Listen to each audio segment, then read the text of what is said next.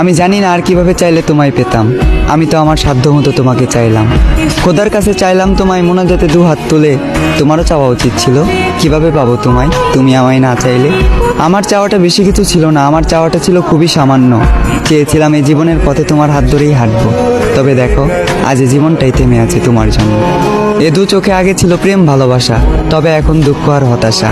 আমার পুরো পৃথিবী উল্টে গিয়েছিল যখন এ দু চোখ তোমার পাশে অন্য কাউকে দেখেছিল।